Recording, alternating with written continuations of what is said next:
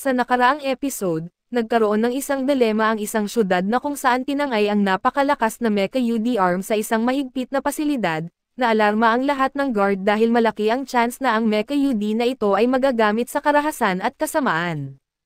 Subalit sa di inaasahan, isang ordinaryong lalaki ang nakakuha nito at nagkaroon sila ng fuse sa mismong mecha at ang problema ay hindi na pwedeng matanggal ang mismong mecha. Dala na rin sa nanghihina ito kapag napapalayo sa lalaki at dahil sa pangyayari, target na ang lalaki ngayon ng mga kalaban na gustong maagaw ang mismong mecha arm. At sa pagpapatuloy, sa labas ay nakikita natin na si Hiruka ay pinagmamasdan ng dalawang tao at ito si Toz at ito ang babae, at sila ay nalulungkot sa gagawin niya kay Hiruka pero wala na siyang magagawa dahil lumaban siya kay Elma. Tinutokso si Toz ng kanyang kasama tungkol sa posibleng nararamdaman niya para kay Hiruka, pero pinapangako ni Toz na hindi siya magpapadala sa anumang dahilan. Tumakas si Hiruka papunta sa banyo at hindi siya makapaniwala na sinundan siya ni Akai hanggang sa paaralan. Sabi ni Elma ay mabuti na lang at hindi siya inatake ni Akai sa pagkakataong ito, pero iniisip ni Hiruka na dahil lang iyon sa nasa loob sila ng silid-aralan. Sabi ni Elma na susubukan nilang kausapin si Akai dahil wala silang ibang malapitan pero mas gusto ni Hiruka na sabihin ito sa pulis. Nagulat sila nang biglang lumabas si Akai mula sa kabilang cubicle at binanggit niyang huwag silang magsumbong sa pulis. Lumabas na binabayaran ng grupong Kagami ang mga pulis na hinahanap si Hiruka kaya't malamang na ibibigay lang siya ng mga ito.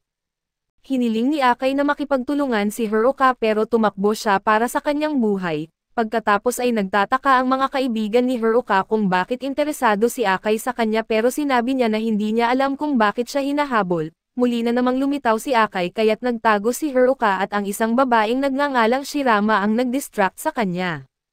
Malugod na tinanggap ni Shirama si Akai bilang bagong estudyante kaso nag-aalala si Hiruka para sa kanya, natatakot siya na baka maging masama si Akai kay Shirama na napakabait, laking gulat niya nang makita niyang kumakain lang si Akai ng mga merienda ni Shirama. Nagpakilala sila sa isa't isa, pero hindi makapaniwala si Hiruka kung gaano kanormal si Amay at nagtataka kung ano ang nangyayari. Ayaw pa rin niya nakausapin si Akai tungkol kay Elma habang nasa paaralan sila kaya't hindi na lang niya pinansin ito at nakinig na lang sa musika. Tumigil siya sa pagkain para maalala na hinahabol pala niya si Hiruka at nagplano si Shirama kung ano ang susunod na gagawin. Ilang sandali lang ay binigay ni Shirama kay Hiruka ang isang sulat mula kay Akai. Gusto nitong makipagkita kay Hiruka sa art room at ito ang lumang gusali ng paaralan kaya't dinala siya ni Shirama papunta doon. Wala nang mapagtataguan si Hiruka at kailangan niyang harapin si Akai. Sinermonan niya ito dahil ginamit si Shirama pero iginiit ni Akai na ito talaga ang ideya ni Shirama at inamin ni Akai na isa siyang miyembro ng ARMS at inatasan siyang bantayan si Elma at maging tagapagbantay niya. Natutuwa si Elma na nalaman niyang poprotektahan siya ni Akai pero itinama niya ito sa pagsasabing si Elma lang ang paprotektahan niya. Nakakabit naman si Elma kay Hiruka kaya wala siyang magawa kundi sumama. Nagtalo sina Elma at Hiruka kung ano ang dapat gawin pero sinabi ni Elma na gusto niyang malaman pa ang tungkol sa sarili niya. Hindi pa rin tiwala si Hiruka kay Akai pero naaawa siya sa nagsasalita na braso kaya napagpasyahan niyang tulungan ito. Unang-una ay gusto malaman ni Hiruka kung bakit nawawalan ng kakayahang gumalaw si Elma kapag masyado silang malayo sa isa't isa. Biglang nagulat si Akai nang makita niyang si Elma pala ay nakikipag-fuse sa hoodie ni Hiruka. Hindi siya makapaniwala dahil ang ganitong klase ng pagsanib ay nangangailangan ng isang unit na nag-fuse sa laman ng tao. Napagpasyahan ni Akai na kailangan agad make summon si Hiruka at wala siyang pagpipilian. Sinabi ni Hiruka kay Elma na mag-transform ulit para makalayo sila kaso wala ng enerhiya si Elma. Gumagana naman ito ng maayos pero muntik nang mahuli sila ni Akai at pakiramdam ni Hiruka na hindi niya kayang makipag-usap sa isang taong kasing wild ni Akai, pero sinabi ni Shirama na kailangan niyang gawin ito. Sa labas ay nawalan na ng bakas sina Toz at Wer kay Hiruka at nakita nila si Shirama na nagbabantay sa pinto, kaya nagtataka sila kung natapos na ba ang kanilang misyon at sa loob naman, gusto ng mga braso ni Akai na maghiwa-hiwalay para hanapin si Hiruka pero napagpasyahan ni Ai na diretso na lang silang maghanap. Ilang segundo lang ay bumagsak ang kisame sa ibabaw ni Hiruka at nahuli siya ni Akai. Malinaw na ayaw niya makipag-usap kaya't nagtataka si Akai kung bakit hindi siya tinapos ni Hiruka nung huli silang nagharap, hindi man lang iyon pumasok sa isip ni Hiruka na nagpapakita na sila ay mula sa magkaibang mundo. Nadiskubre ni Akay na hindi talaga nakipag-fuse si Elma kay Hiruka at hindi rin siya gumagalaw dahil sa kanya at hindi ito lohikal, pero espesyal ang braso ni Elma kaya posible na may ibang dahilan kung bakit ito gumagalaw at ayaw paniwalaan ni Elma ito dahil binibigyan niya ng credit si Hiruka sa pagtulong sa kanya. Pero iniisip ng ibang braso na sinasamantala lang ni Hiruka ang pagkawala ng alaala ni Elma. Naniniwala si Akay na may masama na binabalak ito kaya't hiningi niya na ipakita nila ang kanilang koneksyon at gustong-gusto ni Elma ipakita ito kaya naglabas siya ng malaking kapangyarihan, pero muli siyang nawalan ng enerhiya. Napagpasyahan ni Akay na hindi talaga sila konektado at mas pinapahamak pa ni Hiruka si Elma, kaya napagdesisyonan niyang tanggalin si Hiruka at biglang pumasok si Shirama at nagulat sa kanyang nakita pero sinabi ni Akay na abala sila kaya dapat na siyang umalis. Lumabas si Shirama pero ito ang pagkakataon na hinihintay ng mga hunters. Sa kabutihang palad ay ginamit din ni Hiruka ang sandaling iyon para makatakas kaya't mabilis na tumakbo si Akay para hanapin siya. Sa kasamaang palad ay nakasalubong niya si Weir na suot ang uniforme ng Kagami. Tinatago ni Hiruka si Elma pero alam na ni Weir ang lahat tungkol sa kanya. Nagpakita si Weir na parang mabait siya at na ang mga tao sa ARMS ang masama. Ang mga drones ng Kagami Group ang umatake kay Hiruka pero sinabi ni Weir na aksidente lang iyon at di nagtagal, ipinakita ni Weir ang tunay niyang kulay nang ihayag niya ang kanyang plano na patayin si Hiruka.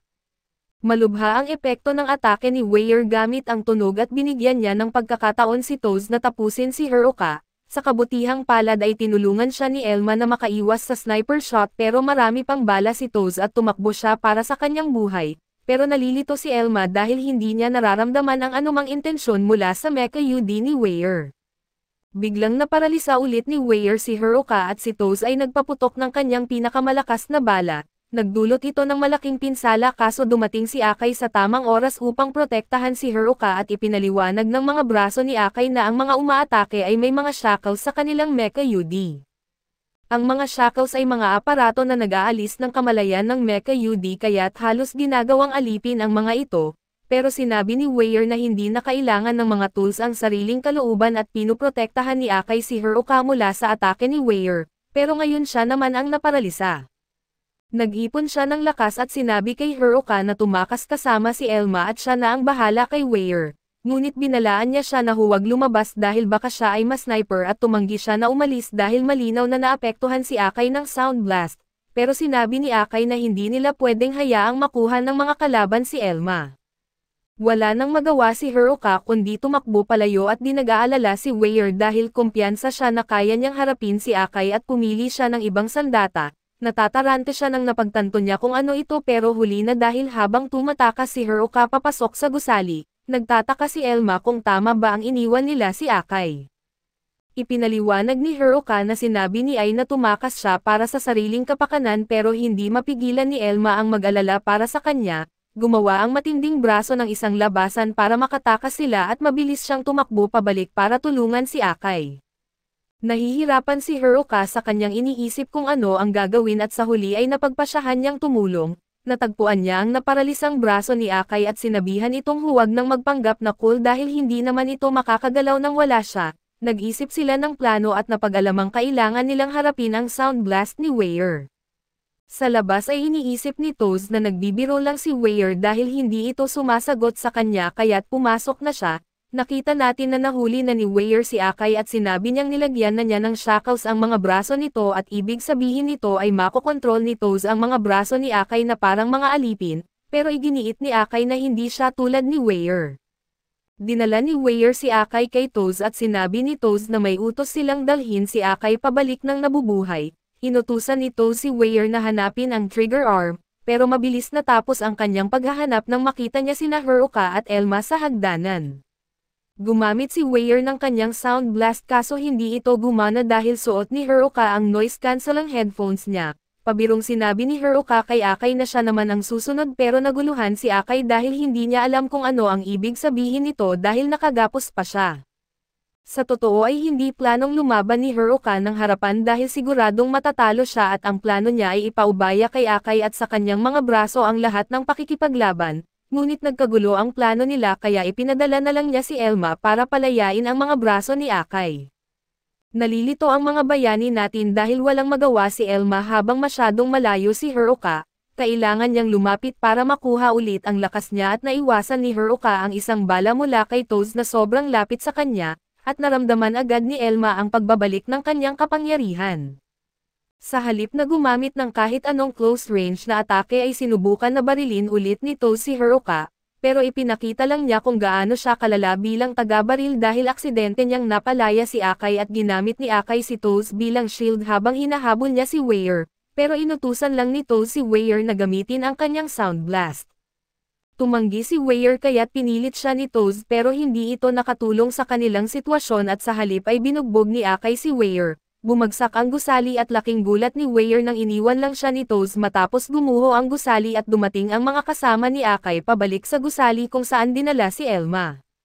Natakot ang ilang mga gwardya nang makita nila na may ibang nakatakas. Ang bagay na ito ay sobrang delikado at kilala bilang ang artificial na Mecha UD na tinatawag na Ares at pagkalipas ng ilang sandali, nagising si Hiruka at sinalubong siya ng organisasyon na lumalaban-laban sa Kagami Group.